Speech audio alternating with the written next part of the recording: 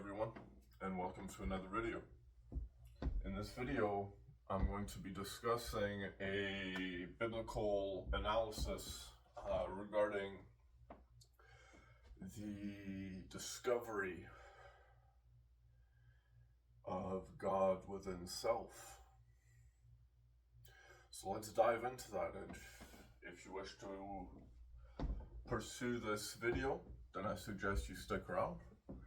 But if you're not a person that sees beauty in God, which now, as we see in Canada, we surprisingly are making the Bible illegal.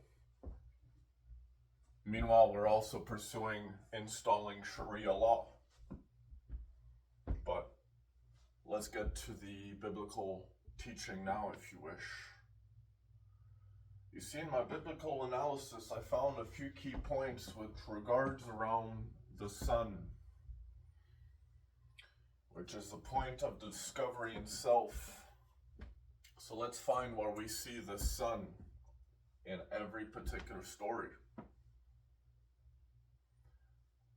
The very first son that you find in the Bible is Adam, because he is the first creation of God. He is the first son. And in other cultures, such as the Maya, and the reflection of God being the sun, or the reflection of the Father being the Son, you now see that the sun is created in the image of the Creator. If you were to analyze a parent's perspective upon their child, you would now see that based on when you see your child going through a particular point in their life, if you pay close enough attention, you would see yourself now, you have gone through that exact same moment. You're seeing that reflection. You've just gained a perspective. You've just lifted above. And in that particular sense, now when you look at Adam, in the story of the Maya, in the reflection of the Maya, in the finding that they speak about and specifically written in the Museum of Anthropology, once you arrive to the sector of the Maya, you find the reflection, which at the beginning of Maya, the reflection meets at the M, which means that it goes backwards, and then forwards it goes I am. And now when we look further into the biblical analysis, what does Moses ask God? Who are you? When Moses encounters a burning bush, and God responds with, I am. I am is a pronunciation of old tongue of a name. It is a pronunciation of Adam. I am. The D used to be silent. It used to be a transitional portion, because you see in the O of the D in the symbol, if you wish to understand the symbol of what D symbolizes, it is an I with a roundness to it. I am, which is how D used to be actually pronounced.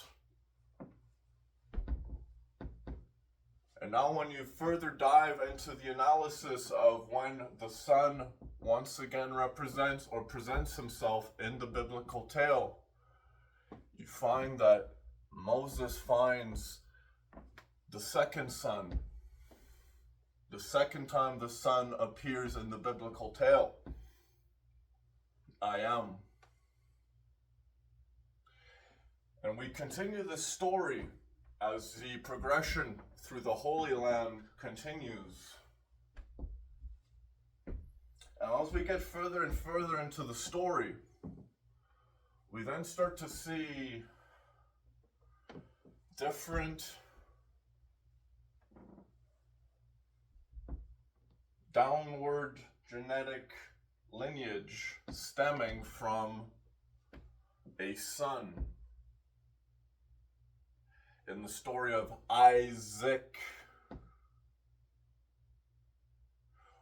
which Isaac is the patriarch of Israel, and Israel is the crown that which Jacob, the son of Isaac, is crowned with. He who wrestles with God. But now if God is Adam, first man, Ayam. If God is Ayam, then how is he there? How old is he? That's not the perspective we need to look at it from, you see? Because in echo location, you now have to see that in the echo of the genetic downward lineage from the very first man, what do you think is genetic matter? DNA. It's an enzyme that replicates the echo of the first replication. And now when you look at the echo, which is this mind, which is the first time you meet God in the Bible, when Adam and Eve, after eating the fruit, when Ayam and Eve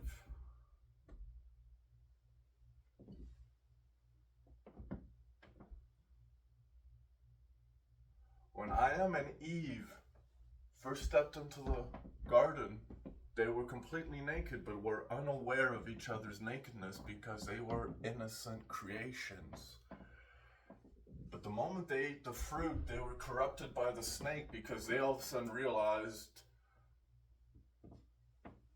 and walked within the universe because they were no longer within the garden. They were banished.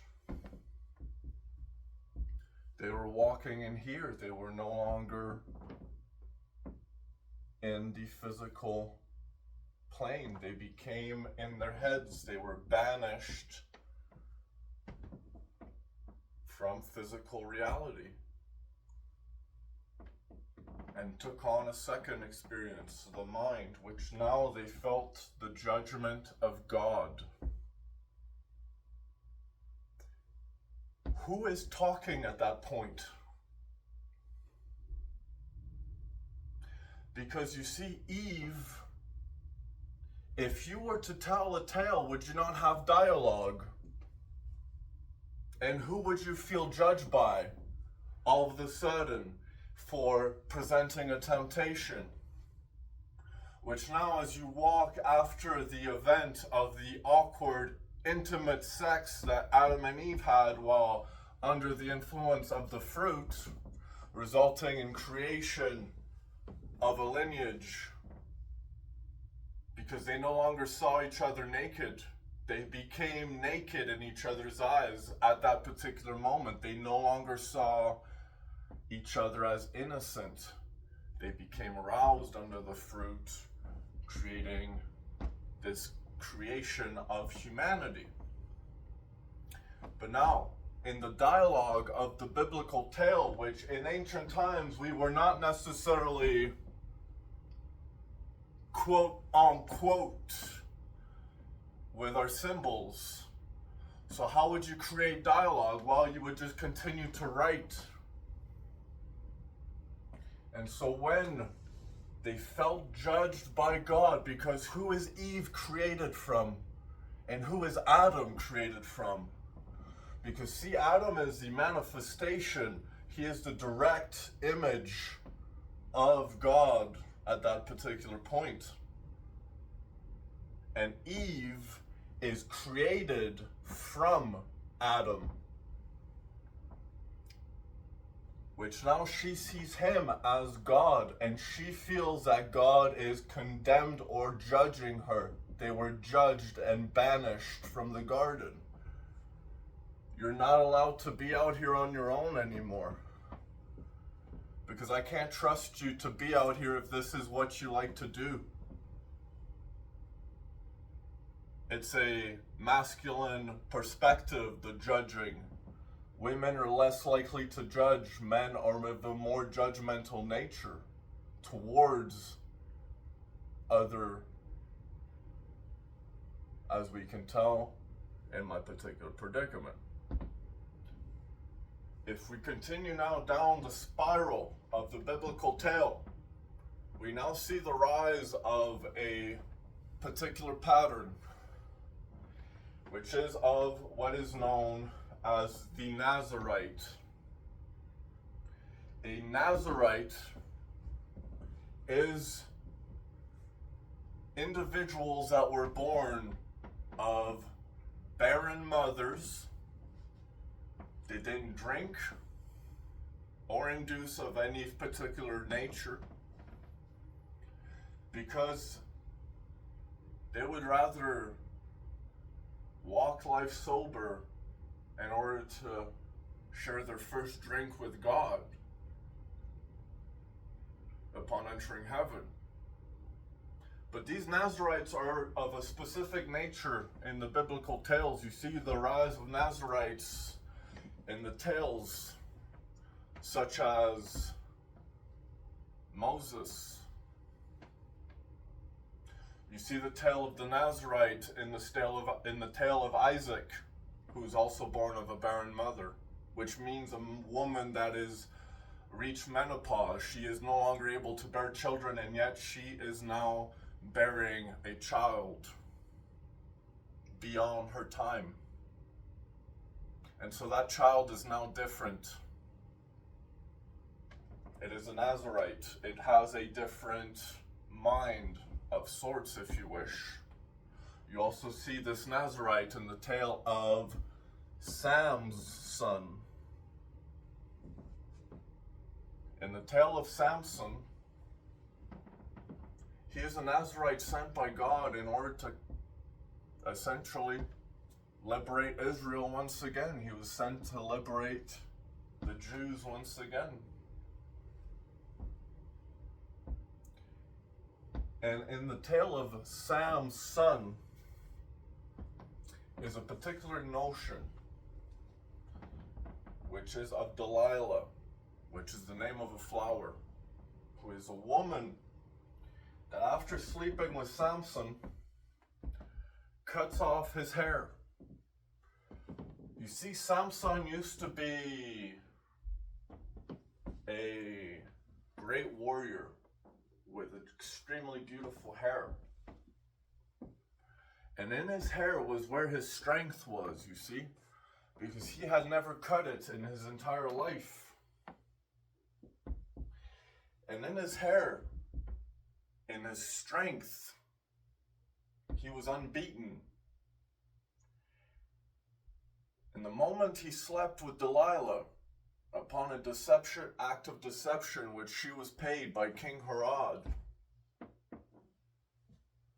in order to subdue Samson, she slept with him, and she also cut off his hair after he had fallen asleep, because the trick was, if he no longer had his hair, he was now weak.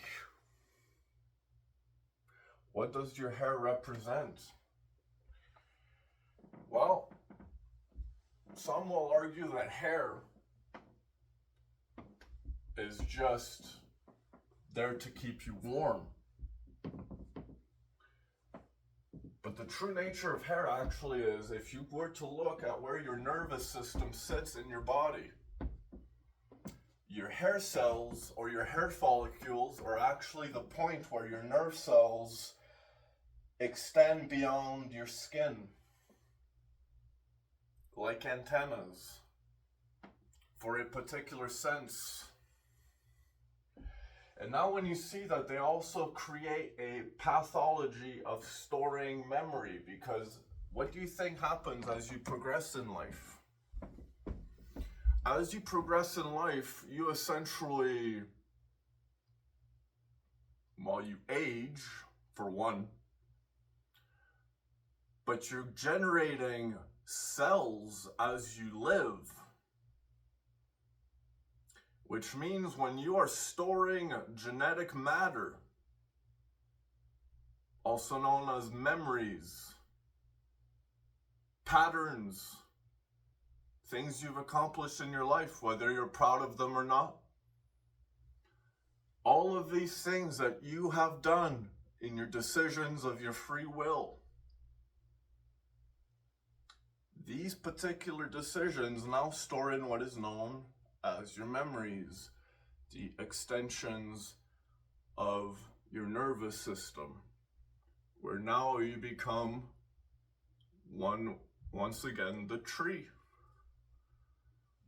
of knowledge, where you re-enter the beginning portion of creation. Imagine if your hair cells are like a branch and you yourself are this wild, moving tree, which you can be as thick as a trunk if you really get big enough.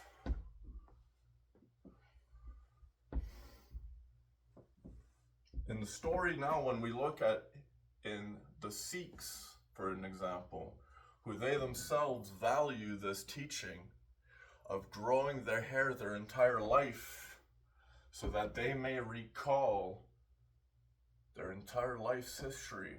At any particular point, they become completely conscious and hold a great weight of power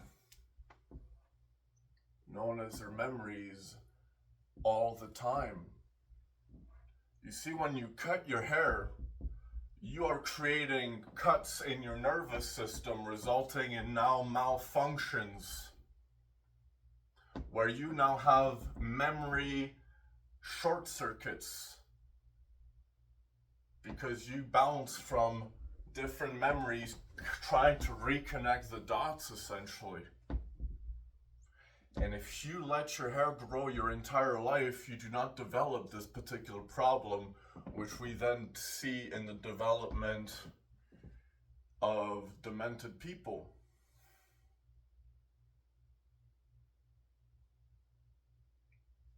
Call it a wild claim, but I'm simply putting it out there. And what happened to Samson? Well, he became disoriented. Because see, now that his hair, his memories, all of his life had been cut away from him. All that he had known was cut away from him. And he no longer knew where he was or who he was. He had lost his strength. And they were able to capture him. But he brought down the temple. Another further, and if I may wrap and make a final point now with the continuation, and I would invite you now, if you wish, if you read the Holy Bible, I would invite you to find the points yourself where you see these Nazarites in your own perspective. John the Baptist was also a Nazarite. And the last Nazarite the Bible speaks about is Jesus of Nazareth. Nazareth in Jerusalem,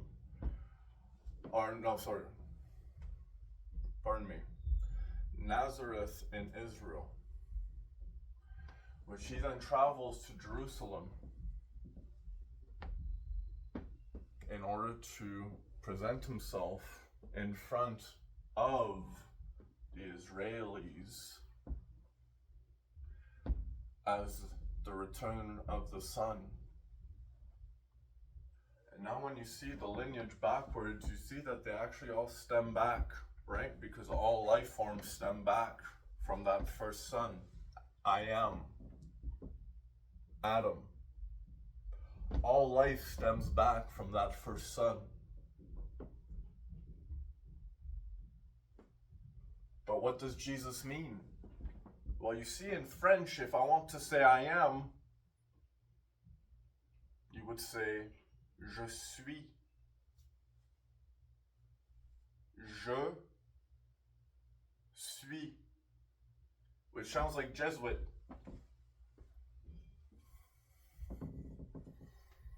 Which is also a meaning of I am. And so, what does that mean in your self-discovery of God? Well, see, if you're reading a book,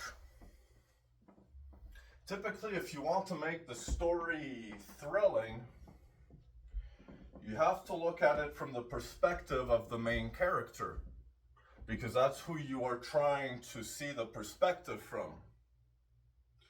But people don't read the Bible that way. You read every other book in that particular way except the Bible. Why is that? It's a story the same. And so now when you read the Bible, you have to realize that there are different characters and there are different arcs of archetypes. And archetypes are essentially Archetypes are a form of being that you can manifest different character personalizations from, because the arc of the archetype can change that personality at any particular point. The character arc is meant to represent growth. And in the idea of growth, when did you first feel you knew who you were? Would it be when you found yourself in your body? Or would you say it was when you found yourself in your mind? Something much more ancient than your present day body. Because you see, your mind,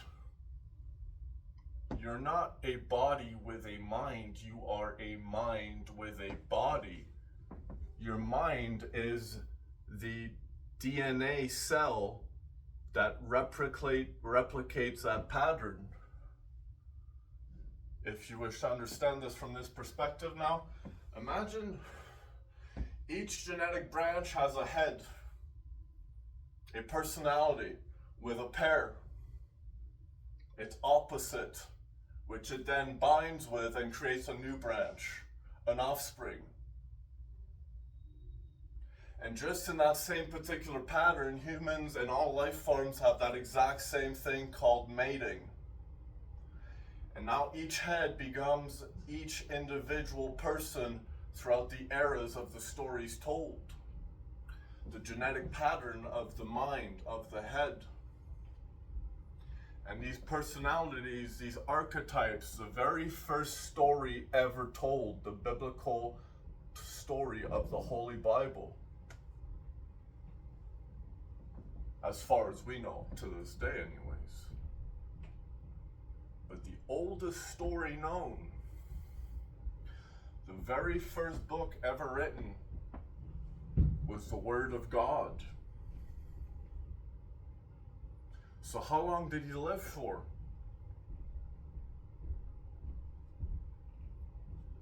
Well, it depends, because you can represent yourself in different ways. You see, the Nazarite, in essence is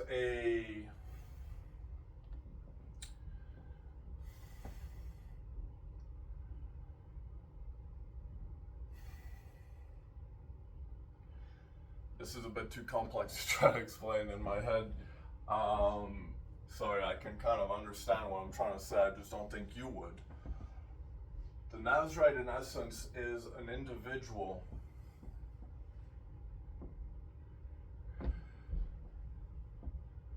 that is created after it is able to be created, which means it is stemmed from something that cannot be formulated or given life to. So the individual has a different and will always be different. They have a slightly different way of living. They're of a different mind, you could say. Because the Nazarite is the point in the biblical story. You see the return of God, which now Ayam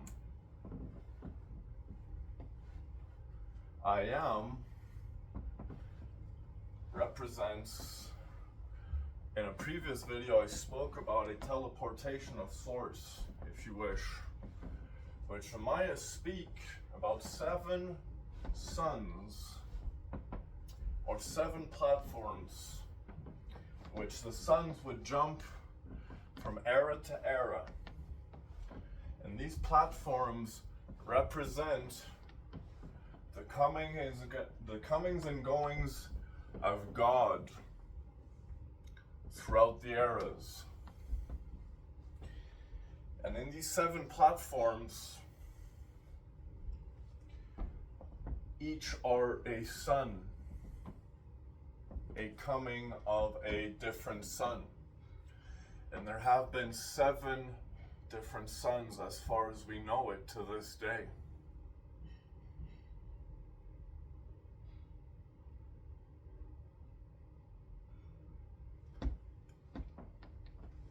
And the idea of finding the sun,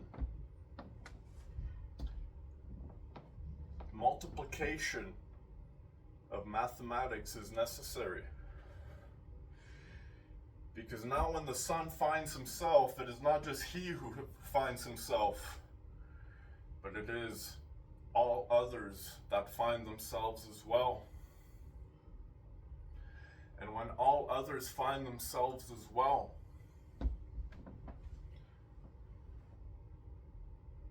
they may enter the Holy Land according to when they choose to.